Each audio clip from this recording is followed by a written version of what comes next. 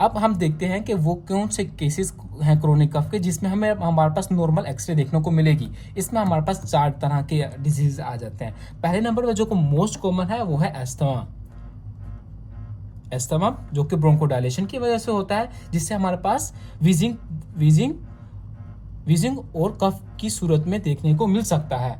लेकिन जो एस्थमा है इसकी जो मोस्ट कॉमन कंप्लेन होती है वीजिंग होती है।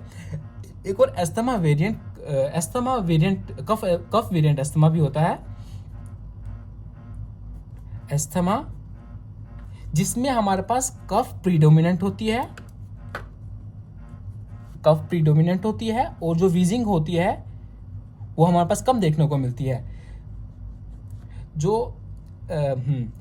ये जो कफ वेरिएंट अस्थमा है हमारे पास मोस्टली देखने को मिलता है बच्चों में देखने को मिलता है। दूसरे नंबर पे हमारे पास जो कि नॉर्मल एक्सरे फाइंडिंग है क्रोनिक कफ की, वो है हमारे पास अपर एयरवे कफ सिंड्रोम। ठीक, अब जो ये अपर एयरवे कफ सिंड्रोम जो है ये मोस्टली होता है ड्यू टू नेजल ड्रिप की वजह से, पोस्ट नेजल ड्रिप की वजह से।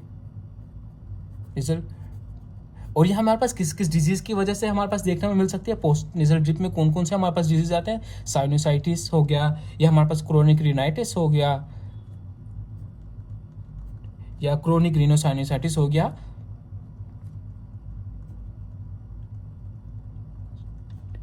इन डिजीजेस की वजह से हमारे पास पोस्ट नेजल ड्रिप आता है, जिसकी वजह से हमारे पास अपर एयरवे कफ सिंड्रोम की अलामत हमें देखने को मिल सकती है। उसके अलावा हमारे पास तीसरे नंबर पे आ जाता है नॉन एस्थमेटिक यूसिनोफिलिक ब्रोंकाइटिस।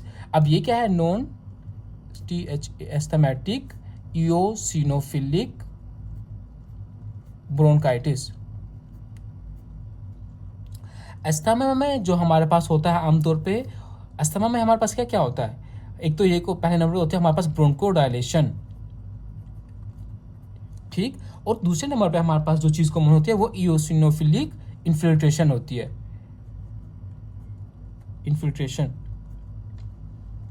ठीक, ये दो चीजें होते हैं। जबकि जो नॉन एस्थमेटिक इओसिनोफिलिक ब्रोंकाइटिस है NAEB, इसमें हमारे पास ब्रोंकोडायलेशन देखने को नहीं मिलती, जबकि हमारे पास सिर्फ और सिर्फ इओसिनोफिलिक इन्फिल्ट्रेशन होती है। Eosinophilic infiltration. अगर हमारे पास अस्थमा में ब्रोंकोडायलेशन और इओसिनोफिलिक फिल्ट्रेशन होती है तो हमारे पास वीजिंग भी देखने को मिलती है जो कि मोस्ट कॉमन होती है, और उसके साथ साथ कफ भी देखने को मिलती है। लेकिन चूंकि नॉन एस्थमेटिक इओसिनिक ब्रोंकाइटिस में ब्रोंकोडायलेशन नहीं होती है हमारे पास, तो इसकी वजह से हमारे पास वीजिंग भी देखने को नहीं मिलती, सिर्फ और सिर्फ कफ होती है, और उसके कफ की वजह इओसिनोफिलिक इन्फिल्ट्रेशन होती है। ठीक, यहाँ तक ये पॉइंट क्लियर हो गया। चौथे नंबर पे हमारे पास normal x ray of chronic cough की हमें देखने को मिल सकता है गर्ड में, गैस्ट्रोइसोफेजियल रिफ्लक्स डिजीज। बाजों का इस तरह से होता है कि इसोफेगस जो एसिड रिफ्लक्स है वो oesophagus reflex of acid reflux to oesophagus, then ये रिफ्लेक्स जाता है ओरोफेरिंक्स में, ओरोफेरिंक्स से लैरिंक्स में भी जाता है, फिर लैरिंक्स से हमारे पास जाता है ट्रैकिया में, और इस तरीके से हमारे पास ये जो एसिड रिफ्लेक्स है ये हमारे रिस्पायरेटरी ट्रैक में जाकर हमारे पास क्रोनिक कफ करवा सकता है। ठीक, यहाँ तक क्लियर हो गया पॉइंट। अब तक हमने ये बात की थी कि हमारे पास कोई भी पेशेंट आता है कफ की हिस्ट्री के साथ तो हमने 3 बातों का ख्याल रखना है। या तो हमने उसके पेशेंट से ड्यूरेशन के बारे में पूछना है, या उसके प्रोडक्टिव या नॉन प्रोडक्टिव के बारे में, या कलर वस्पुटम। हमने ये सारा पढ़ा पेशेंट के कफ ड्यूरेशन के बारे में। आगे हम चलते हैं पेशेंट की जो कफ है वो प्रोडक्टिव है या नॉन प्रोडक्टिव है। अब जो प्रोडक्टिव कफ है पेशेंट की, उसमें उसके क्या क्या रीजन हो सकते हैं प्रोडक्टिव कफ की। सबसे पहली रीज़न तो यह है कि इन्फेक्शन हो सकता है, कोई भी इन्फेक्शन कॉजेज हो सकते हैं, जिसमें अपर रिस्पायरेटरी ट्रैक्ट इन्फेक्शन हो सकता है, या हमारे पास नमोनिया हो सकता है। ठीक है, हमारे पास ये काजेज हैं जो कि प्रोडक्टिव कफ काज करवाती हैं, प्रोडक्टिव कफ। ओके, हमारे पास जो दूसरा काज है वो हमारे पास COPD हो सकता है जो कि हमारे पास प्रोडक्टिव कफ करवाएगा। इसमें क्रोनिक ब्रोंकाइटिस ऐड करें।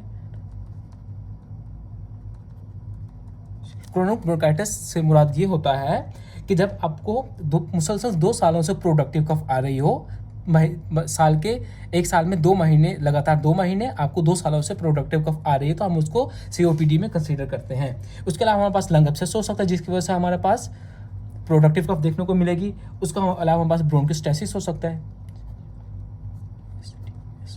ब्रोंकोस्टेसिस में भी हमारे पास प्रोडक्टिव कफ देखने को मिलती है। अब एक सवाल मेरा ये है कि ब्रोंकोस्टेसिस में और एम्फीसीमा में क्या फ़र्क है। जो एम्फीसीमा में हमारे पास इरिवर्सिबल डायलिटेशन ऑफ एल्वुलाई देखने को मिलती है, जबकि ब्रोंकोस्टेसिस में हमारे पास इरिवर्सिबल डिस्ट्रक्शन ऑफ ब्रोंकाई देखने को मिलती है। ये काजेज थे जो कि हमारे पास प्रोडक्टिव कफ काज करवाते हैं। अब हमारे पास अगर पेशेंट आता है हमारे पास, हम उससे कफ की क्वांटिटी के बारे में भी पूछेंगे। अगर हमारे पास वो पेशेंट आता है वो मोस्टली इस तरह से एक्सप्लेन करेगा पेशेंट कि मेरे जो स्पूटम की क्वांटिटी है वो ऑलमोस्ट एक स्मॉल कप जितनी है, जो कि ऑलमोस्ट 60 मिलीलीटर पर डे के हिसाब से बनती है। तो हम इन 3 रीजन्स में से किसी को शक करेंगे कि ये रीजन्स हो सकती हैं कि पेशेंट की अगर स्पूटम की क्वांटिटी 1 कप जितनी है या 60 मिलीलीटर पर डे जो कि बनती है, या हम इसको बोलते हैं कोपियस स्पूटम, या अगर उस स्पूटम की क्वांटिटी उससे कम है तो हम उसको स्कैंटी स्पूटम के में कंसीडर करते हैं। अगर पेशेंट हमारे पास कंप्लेन करता है कि उसकी जो स्पूटम की क्वांटिटी है वो 1 कप से बहुत कम है तो हम उसको इस चीज़ में शक करते हैं, इन्फेक्शन में, URTI में या निमोनिया में। अब वो वाली कंडीशन जिनमें हमारे पास नॉन प्रोडक्टिव कफ देखने को मिलती है, पहला तो ये कि इंटरस्टिशियल लंग डिजीजेस। अगर हमारे पास कोई पेशेंट आता है इंटरस्टिशियल लंग डिजीजेस का और एक्सप्लेन करता है और कंप्लेन करता है कि उसको स्पूटम भी है, तो हम उसमें हम ओवर इन्फेक्शन को सस्पेक्ट करेंगे, क्योंकि हमारे पास ILD में हमारे पास स्पूटम देखने को नहीं मिलती। और जो दूसरा केस है जिसमें हमारे पास स्पूटम नहीं होती, रिएक्टिव एयरवे डिजीज, इसमें भी हमारे पास स्पूटम देखने को नहीं मिलती। चलिए चलते हैं हमारे पास तीसरे पॉइंट की तरफ, जो कि हिस्ट्री में हमारे लिए बहुत इंपॉर्टेंट है, वो है स्पूटम का कलर। जो हम अगर हमारे पास पेशेंट कंप्लेंट करता है कि उसका रस्टी कलर स्पूटम है तो हम उसमें स्ट्रेप्टोकोकस निमोनिया को शक करते हैं। निमोनिया। अगर हमारे पास पेशेंट कंप्लेंट करता है bluish green colour of sputum का तो हम उसमें सूडोमोनास को सस्पेक्ट करते हैं।